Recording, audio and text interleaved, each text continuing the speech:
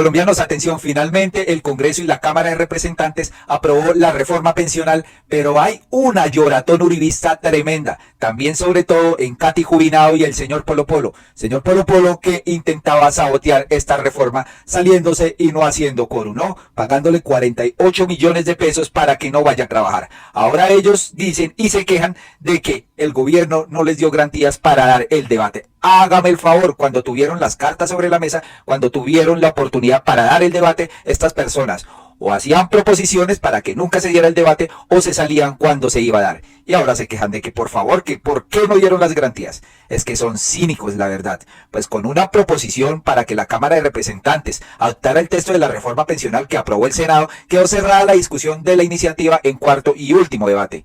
Previamente, la propuesta caldeó los ánimos en algunos parlamentarios que cuestionaron que la llamada Cámara Baja estaría siendo relegada y que con ello los representantes fueron puestos como simples notarios de las decisiones de los senadores. En este punto hubo señalamientos contra el ministro de Tecnologías de la Información y las Comunicaciones, Mauricio Liscano, de quien se dijo estuvo recogiendo votos para que pasara la reforma. Por su parte, la representante de Risaralda, Carolina Giraldo, advirtió que haber adoptado el artículo del Senado sería una mala señal para la democracia, pues esta acción significaría que se podría cerrar la Cámara, y en tiempos en los que se ventila una constituyente, podría ser el anticipo que más adelante también se pueda cerrar el Senado. Esto es, pues metiendo pánico, señores, la Cámara no se va a cerrar, pero sería un bien común, ahí nos ahorraríamos cualquier cantidad de plata para evitar que representantes como Jubinado, o como la señora, pues, Jennifer Pedraza, o como el señor Polo Polo, pues debatieran sin argumentos. Antes se intentó debatir el artículo 94 del proyecto de la reforma pensional que establece que las modificaciones al sistema de pensiones de Colombia inicie el 1 de julio del próximo año. Luego de más de 7 horas de discusión y tras ser derrotadas varias proposiciones para que la vigencia se diera en el 2026 o 2027, e incluso otra que decía que pues entrara en vigor fuera de la escalonada, pues terminó imponiéndose la proposición para coger el texto completo del Senado que defendieron los ponentes de la iniciativa, como la representante de Alianza Verde, Marta Alfonso Jurado, y es decir, que esto entraría en rigor el próximo año en el 2025 a mediados, señores. Y es que ante la oleada de recusaciones radicadas ante la Comisión de Ética y Cámara contra parlamentarios y partidos políticos, la presidencia de la comisión, Juana Carolina Londoño, anunció el lunes se instaurará ante la Fiscalía una denuncia, dado que buena parte de las recusaciones fueron presentadas por una persona que no aportó pruebas, con lo que aparentemente estaría intentando frenar era el debate del proyecto de reforma pensional. Finalmente se adoptó, señores, y ahora sí, pues la reforma pensional va de viento en popa.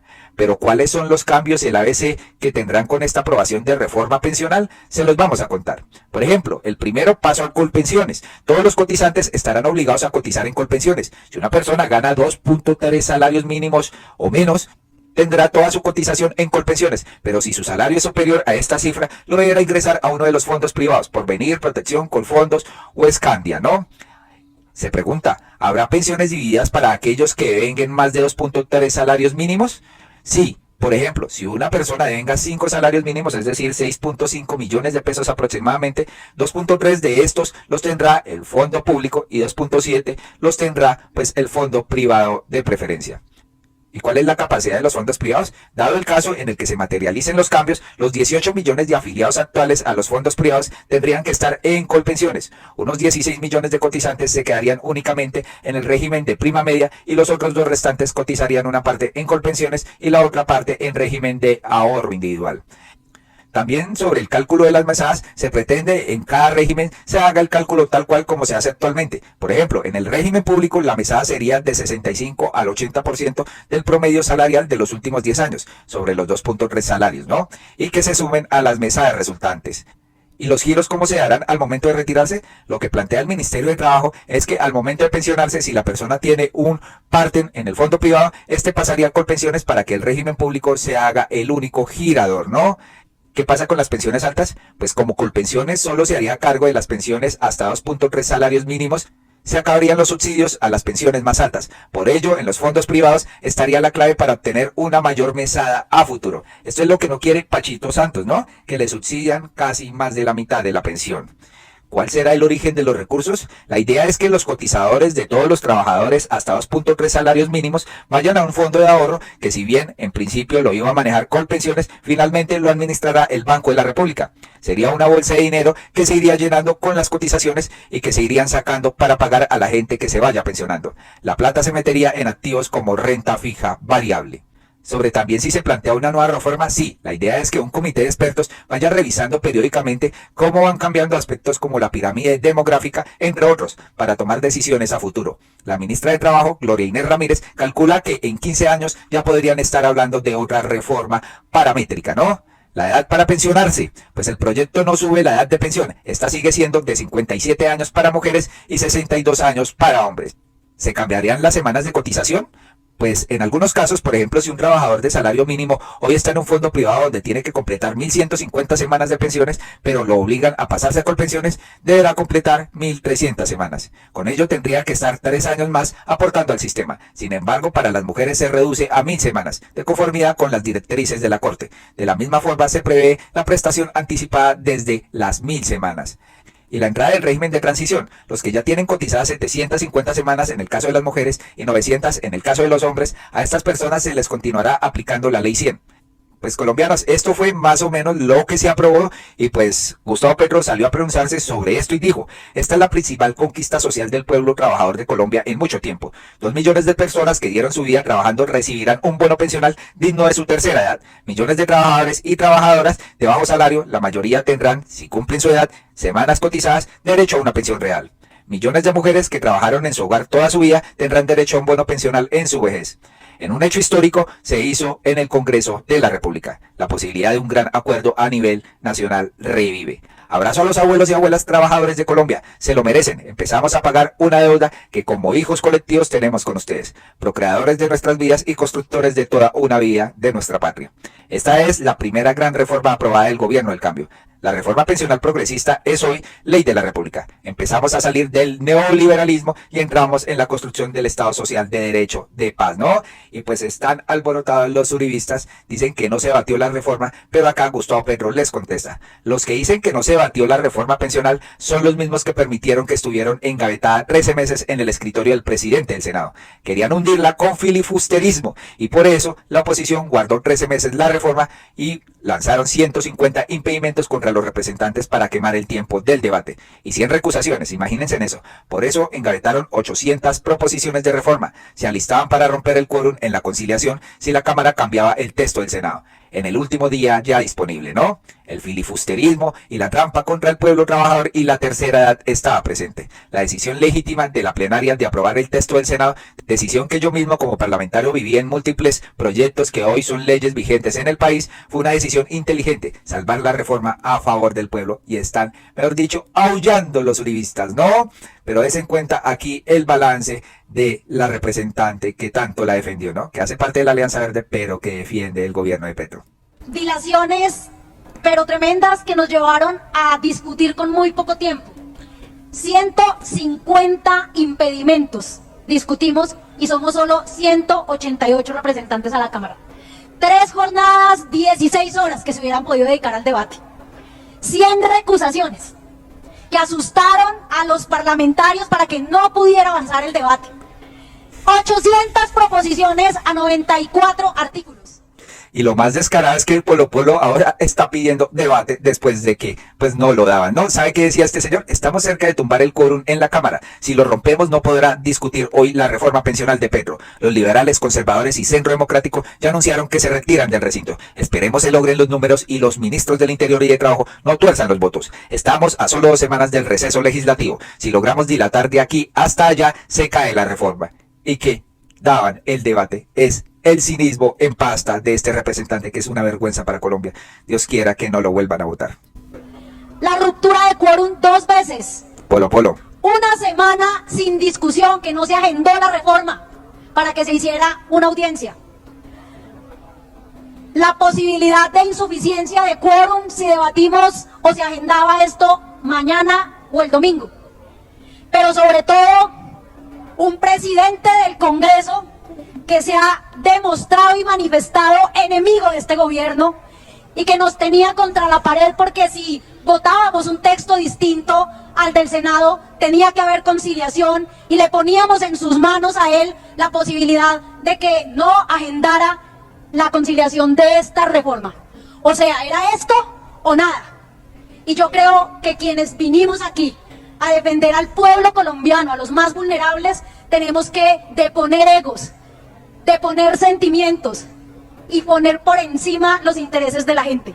Esta es una reforma que el sistema pensional necesita. El sistema pensional necesita, señores. Pues acá están las reacciones de los uribistas, de los periodistas de extrema derecha. Por ejemplo, Vicky Dávila. 86 congresistas, entre ellos 20 liberales, 5 conservadores, 11 de la U y 5 verdes, aprobaron la reforma pensional de Petro. No deja de llamar la atención que si se suman 32 que votaron negativo y 69 que no votaron, el resultado es claro. El gobierno Petro no tenía mayoría. 101 votos, los que votaron no y los que no votaron habrían derrotado a los 86 del sí y la reforma pensional no habría sido aprobada. Los 32 que votaron no, en todo caso, ayudaron al quórum, ¿no? Des en cuenta. Toda esta votación se dio en el marco del peor escándalo de corrupción que ha enfrentado el gobierno Petro. Olmedo López y Sneider Pinilla confesaron que compraron congresistas por orden del cónclave para lograr la aprobación de las reformas de Petro. Y nada de pruebas ha presentado la señora Vicky Dávila, a menos de las declaraciones de Olmedo López sin tampoco ninguna prueba. Miguel Uribe Iturbay también. Voy a agotar todas las vías legales para proteger el ahorro de 18 millones de colombianos y detener esta nefasta e ilegal reforma pensional. Petro es un incapaz que perdió el control del país y que mediante todo tipo de trampas intenta aferrarse al poder. No lo vamos a permitir. Mi reconocimiento a los representantes que se opusieron, batallaron, en especial a los del Centro Democrático, partido que es un recalcitrante de las reformas. Gustavo Petro impuso la reforma pensional con trampa. Además de los sobornos de la unidad de riesgo, ayer hicieron un trámite irregular en el que desconocen el papel de la Cámara de Representantes, pero en especial prácticamente imponen con mañas una reforma que le va a robar literalmente el ahorro a 18 millones de colombianos. No se necesita esta reforma para darle un apoyo económico a las personas vulnerables. Gustavo Petro lleva 2 años gobernando y no lo ha hecho porque es incapaz, porque perdió el control del país. Su interés no es resolver el problema pensional, es aferrarse al poder, es quedarse con la plata de nuestros ahorros. Es por eso que voy a demandar la reforma pensional ante la Corte Constitucional. Es fundamental acudir a todas las vías legales para evitar el daño que Gustavo Petro le está haciendo al país. Reconozco el trabajo de los representantes que se opusieron a esta reforma, y en especial a mis compañeros del Centro Democrático. Y es evidente que solo la unidad es el camino para superar la amenaza que Petro representa. Ellos siempre hablan de amenaza, pero la amenaza viviente es este partido, ¿no? También David Luna, la reforma pensional que fue pupitrada irregularmente anoche en la Cámara expropia el ahorro de los colombianos. Siempre pues tratando de generar pánico. Cambio radical, aquí no solo censuraron el debate, también nos limitaron la palabra. Teníamos más de 200 proposiciones y no se le pudo dar la discusión. Por favor, señores. Lo generaron era para pues dilatar esta reforma pensional, para dilatar el debate y que no alcanzara con los tiempos establecidos por la ley.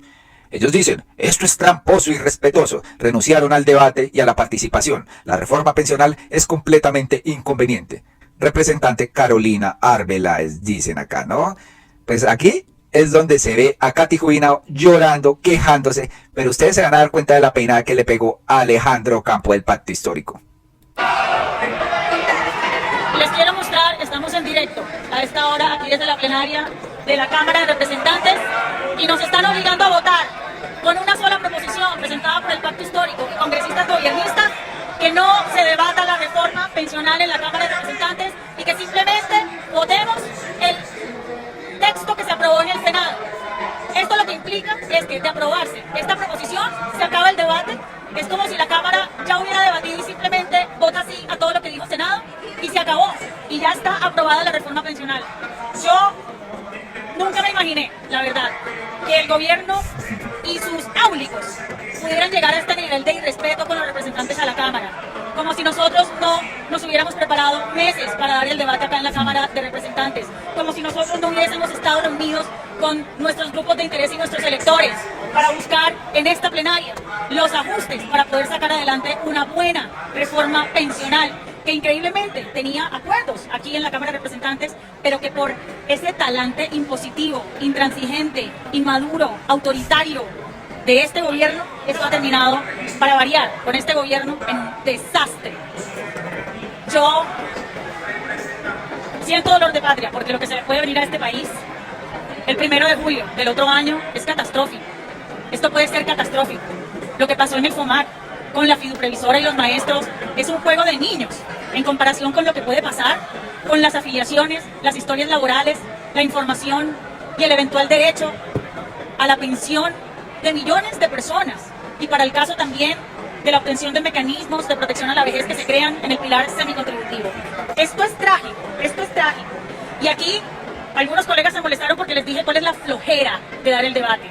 Si es que no se leyeron la reforma, pues de malas, porque aquí hay representantes que sí se prepararon y que sí queríamos dar el debate de cara al país. Se van a dar cuenta el pánico que está creando esta senadora porque luego escribió: me permito dejar constancia histórica, Colpensiones no estará lista para implementar la reforma pensional en julio del 2025. Fuimos derrotados en nuestra proposición de votar de primero el artículo de la vigencia. Pero quedo con mi conciencia tranquila frente a lo que se puede venir, ni más ni menos que el colapso operativo del sistema pensional, con el potencial de perjudicar a los derechos fundamentales de 25 millones de afiliados. Entonces dense cuenta, señores, cómo mete pánico, pero aquí les tenemos la tremenda peinada, porque pues el pacto histórico tiene congresistas muy buenos, pero el representante Alejandro Campo es de otro nivel. Le acaba de pegar una tremenda peinada a Jubinado. Y a Lizada también, señores. Desen cuenta eso, para que dejen tantas mentiras, para que dejen tanto teatro y para que dejen, pues, de creerse en las víctimas de esta aprobación de reforma, pues, pensional. Yo quiero pedirle, con el mayor cariño a la doctora Jubinado, mayor respeto con nosotros. Usted no estudió para la reforma. Usted está repitiendo el libreto que le hicieron los fondos y la banca. Usted vino a hacer un mandado a la banca. Y si nosotros no le votamos el mandado, entonces somos malas personas. Nosotros somos mandados de la banca, doctora Jubinado. Y quien ha cambiado es usted. Cuando estaba en campaña hasta la CPS las criticaba y se pasaba dando palo. Cuando llegó el gobierno volvió aquí a hacerle mandados a las EPS y a defenderlas. No, a nosotros nos falta estudiar. Lo que pasa es que no somos cínicos ni descarados. Nosotros venimos de frente a defender el pueblo colombiano, a defender los pobres, los negros, los campesinos y queremos un sistema. Y usted, le exijo el respeto a mi bancada y a todos nosotros como lo he hecho con usted. Muchas gracias, presidente. Tremendo, tremendo, la dejó de una sola pieza y lo que dice aquí Alejandro Campo es totalmente cierto. Cuando era candidata atacaba a las EPS, luego subió y ahora las defiende a capa y espada, ¿no? Tremendo, señores, ¿qué tal les pareció esto? Pues señores, después reapareció Miguel Abraham Polo Polo criticando y retuiteando un tuit del señor César Lorduy, este es magistrado del Consejo Nacional Electoral, donde dice: aquí el texto del fallo de la Corte Constitucional, cita el artículo, que declara inexequible un proyecto de ley aprobado por Cámara, acogiendo el texto del Senado, dice: no conocer de manera suficiente lo que se aprueba o negar la posibilidad de proponer, debatir o ajustar constituye una adjudicación de las responsabilidades a este órgano que le confió la Constitución. Sí, pero aquí no aclara el señor César Lorduy que esta gente de la oposición nunca se prestó para el debate, sino para dilatar, señores, para dilatar. Después el señor Polo Polo dice: dimos la guerra, pero lastimosamente los partidos de la U, el Partido Verde, algunos liberales y algunos conservadores prefirieron proteger sus contratos, puestos y cuotas en el gobierno y darle la espalda al futuro del país. En una maniobra despreciable, adoptaron el texto de la reforma pensional del Senado y no dejaron ni discutir los artículos de la reforma en la Cámara. No dejaron. Increíble. La Cámara da pena. Se convirtió en el notario del Senado. Le entregaron 400 millones de pesos en bandeja de plata a Petro. Los que puedan retirar sus ahorros pensionales, hágalos antes de que se los roben, dice el señor, metiendo pánico. Increíble, señores, pero se le cae la máscara a este señor Miguel Abraham Polo Polo, que intentó, pues, dilatar todo el tiempo esto, ¿no? Así nos hubiéramos quedado a votar no a la reforma pensional, no la hubiéramos hundido. Fueron 32 votos por el no. Si lo sumamos con los 38 de oposición que nos abstuvimos de votar, ni siquiera votaron, daban 70 votos. Si lo hubiéramos sumado los 12 conservadores que no votaron, que no hay claridad si todos hubieran votado no o sí, pues hubieran dado 82. La reforma tuvo 86 votos por el sí. Todo lo calculamos, no crean que no evaluamos todos los escenarios. Al final no votamos y no fue para quebrar el quórum, porque ya sabíamos que no nos daba. Nos salimos porque creíamos que era ilegítimo votar algo que no se discutió y con lo que estábamos en desacuerdo. Se salieron, señores, ¿se dan cuenta? No dieron el debate, no dieron las justificaciones, no dieron nada. Si van a buscar culpables por la aprobación de la reforma, no los busquen en la oposición ni tampoco la menosprecien, porque ustedes son testigos que más pelea no pudimos dar. Los culpables están en los conservadores liberales verdes que se vendieron al gobierno, dice Polo Polo, le echa la culpa a o unos senadores vendidos, ¿no? Dice él, ¿no? Catherine Miranda, por supuesto, también salió a llorar y dijo, la reforma pensional se va a caer en la Corte Constitucional. Explico por qué. Primero, ¿se puede acoger el texto del Senado? Claro que sí, se han hecho muchas veces, pero la proposición debió estar acompañada del texto aprobado en Senado. Por lo tanto, no hubo el conocimiento completo, suficiente, veraz y preciso de los representantes al momento de votar. ¿Será que sí? Entonces, ¿cómo querían discutir una reforma pensional sin conocer el texto del Senado? Se contradice aquí la señora Katy Jubinado. Segundo, no hubo por parte del gobierno o alguno de los ponentes una explicación de las modificaciones que tendría la ponencia que se radicó en plenaria de Cámara con respecto al texto aprobado en el Senado. Tercero, por la premura de la determinación del año legislativo, no pudo eludirse el elemento deliberativo, ni mucho menos eximir al proyecto de cumplimiento del requisito de publicidad, deliberación y aprobación en plenarias de ambas cámaras del Congreso. Aquí claramente se vulneran, primero, las reglas de procedimiento que permiten el funcionamiento del diseño institucional del bicameralismo. Segundo, cercena el poder de modificación en las plenarias. Tercero, el rol de las comisiones de conciliación. Cuarto, elimina con todo ello un sistema de frenos y contrapesos intraorgánico esencial para el correcto funcionamiento del Estado Social de Derecho. Es que la Cámara, señores, la Cámara. Y pues Mafe Carrascal contestó. Pupitreada una reforma que lleva en el Congreso desde marzo del 2023, por favor. En total hubo 3 debates de 4. Hubo en el Senado 2 debates completos, un tercero en Cámara y en mi opinión, y luego en plenaria, hoy durante el último debate, es un cuarto debate, pues ganó la mayoría de votos en la proposición para acoger el texto del Senado. Nada ilegal, claro que se discutió. Y pues acá Catherine Miranda justificando. Y aquí la representante Carrascal admite que se omitió el cuarto debate. No señora, aquí está diciendo que hubo un cuarto debate para aprobar la proposición, señores.